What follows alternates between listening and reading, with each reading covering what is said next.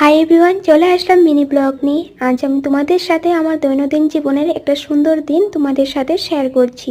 চলো স্টার্ট করা যাক। চ্যানেলে নতুন এসে থাকলে চ্যানেলটা সাবস্ক্রাইব করে নিও, বেল আইকনটা ক্লিক করে নিও। যখনই আমি নতুন নতুন ভিডিও আপলোড করব তোমাদের কাছে নোটিফিকেশন চলে যাবে। তো আজ আমি করেছিলাম মা বিপত্তারিণীর পুজো। তো বৈশাখ মাস পড়েছে, মা বিপত্তারিণীর পুজো করতে খুব মন চাচ্ছিল, তাই পুজো দিয়েছি। একজন দিদি কমেন্ট করেছিল যে এখন দিদি তোমাদের ঘরে কেন মা বিপত্তারিণী পুজো করলে। তো মা বিপত্তারিণীর পুজো যখনই বিপদে পড়বে, কোনো সংকটে পড়বে বা মনে অশান্তি চলছে, মা বিপত্তারিণীর পুজো শনি মঙ্গলবারে করে দেখো, মনটা অনেকটাই শান্তি পাবে আর মন থেকে অনেকটাই ভালো লাগবে ঘরে পুজো করলে। আর আষাঢ় মাসে যে পুজোটা হয় ওটা হলো তিথির পুজো, ওই পুজো তোমরা করবেই। আর শনি মঙ্গলবারে তোমরা যখন চাও মা বিপত্তারিণী পুজো করতে পারবে। মাসটা একটু ভালো দেখে নেবে। আশা করছি তোমরা লং ব্লগটা দেখে নেবে, টাইটেলে দেওয়া আছে, দেখে নিও, লাইক শেয়ার করে দিও।